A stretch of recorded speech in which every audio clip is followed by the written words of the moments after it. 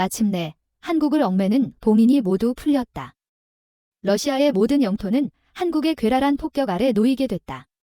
미국의 해고한 체제 속에 그간 한국 자체 핵무장은 한미강성 정치인이나 혹은 일부 싱크탱크 연구원들이 내놓는 소수 의견에 가까웠습니다. 하지만 지난 19일 모든 게 바뀌었습니다.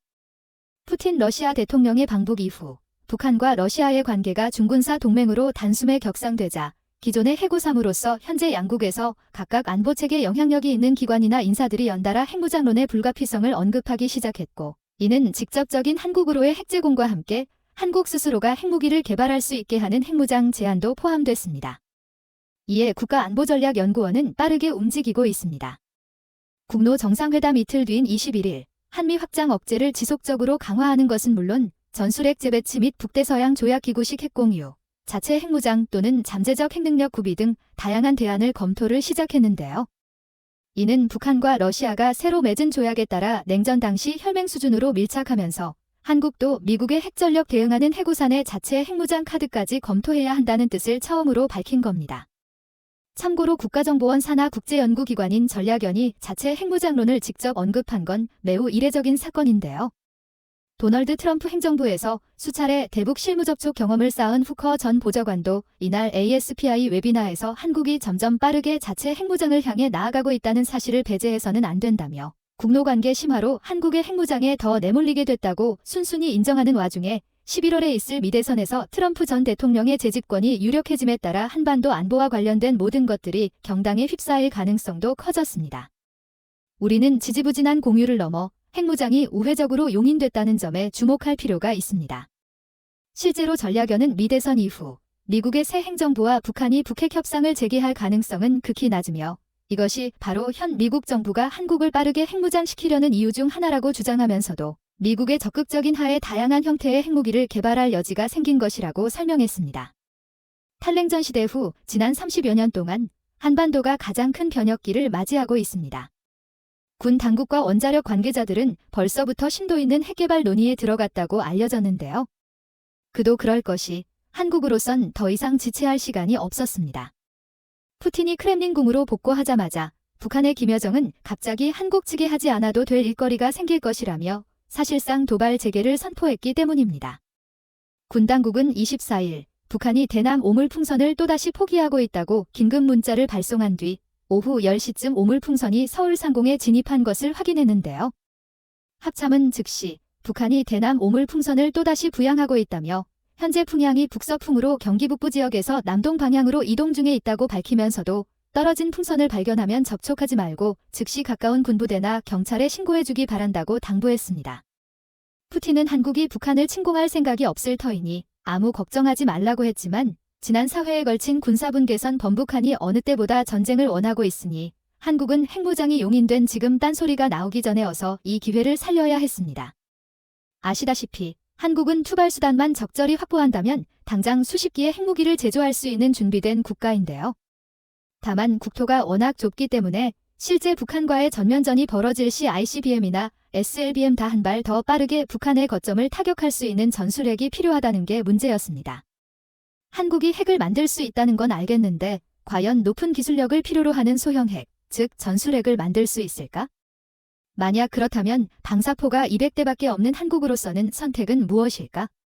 놀랍게도 한국의 핵기술력은 전문가들이 상상하는 것 이상으로 엄청났습니다.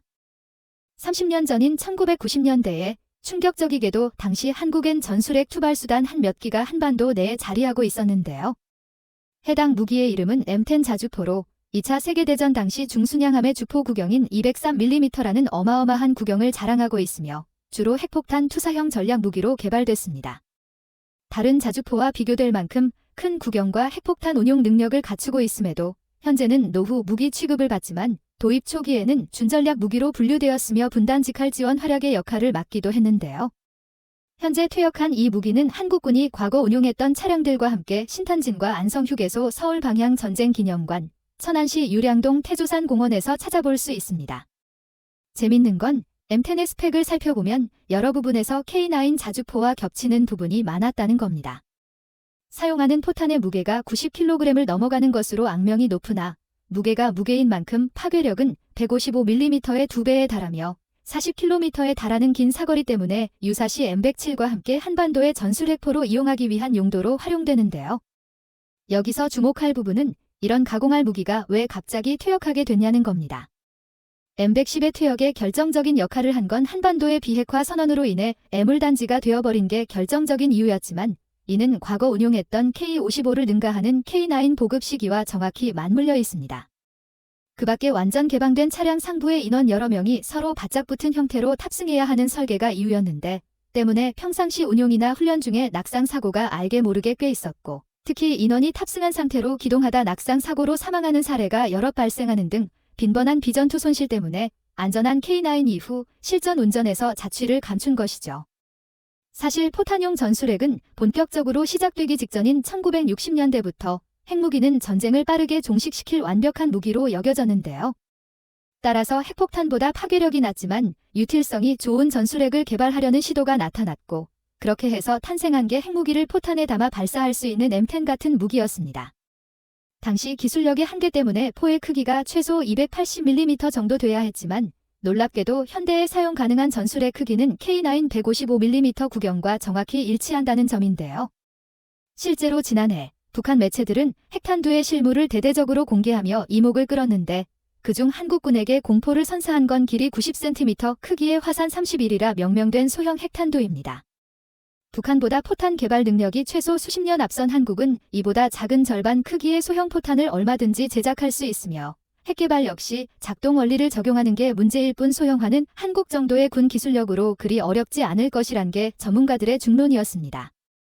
K9 경우 최대 사거리가 기존 40km에서 100km로 대폭 향상되며 2019년 들어 이미 50km 이상의 사거리 증가탄이 실전 배치된 상태입니다.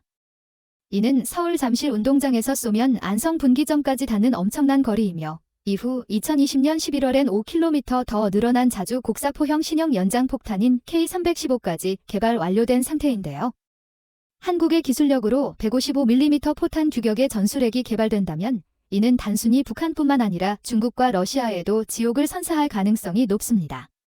K9의 사격 속도는 15초 이내에 3발을 사격하는 급속 사격과 3분 동안 분당 6발을 사격하는 최대 발사 속도 사격이 가능하며 사용할 수 있는 장약 적재량 또한 최대 10,000발에 달했습니다. 요약하자면 전술핵 투발이 가능한 K9이 출동 후 3분쯤이면 목표했던 타격 거점은 흔적도 없이 사라진다는 것을 의미했는데 특히 산악지형이 많은 한반도에서 고각 등판 능력과 같은 기동력은 엄청난 장점으로 이는 인도 수출 경쟁에서 러시아 MSTA를 제치고 선정될 수 있었던 결정적 이유 중 하나이기도 했습니다. 이는 K9이 40톤대 중량의 1000마력 엔진을 적용했기 때문입니다. K9의 강력한 이동력에 버금가는 자주포는 현재로선 폴란드의 AHS 크라브를 제외하면 중국의 PLZ-05뿐이었죠. 전술핵 투발 무기의 가장 큰 약점이라면 상대 위성이나 레이더에 잡힐 경우 집중 타격 대상이 될 수 있다는 것인데 한반도처럼 산악지형을 100% 활용할 수 있는 K9이 산기슭 곳곳에 위장 및 분산 배치되어 북한 본토를 노릴 경우 북한은 함부로 한국 지형의 공격을 감행할 수 없게 되며 설사 서울에 장사정포를 발사한다 해도 즉시 평양과 개성 등 주요 도시는 분당 수백 발에 달하는 전술핵 포탄으로 순식간에 불바다가 될 겁니다. 그도 그럴 것이 최신 전술핵은 포탄 크기만으로 최대 20kT의 폭발력을 낼 수 있으며 이는 2차 세계대전 당시 히로시마와 나가사키에 투하된 원폭과 맞먹는 파괴력인데요. 중국군 전문가들은 한국이 비록 현무 같은 가공할 미사일을 보유하고 있지만 수량 부족으로 북한에 제대로 대응하지 못할 거라 말한 적이 있습니다. 실제 한국이 생각하는 실전 핵무기는 ICBM 같은 크고 무거운 무기가 아닌 좁고 험준한 지형에 걸맞는 초소형 전술핵이라는 걸 모르고 한 말이죠. 시청해주셔서 감사합니다.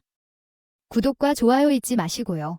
다음에 더 좋은 영상으로 찾아뵙도록 하겠습니다.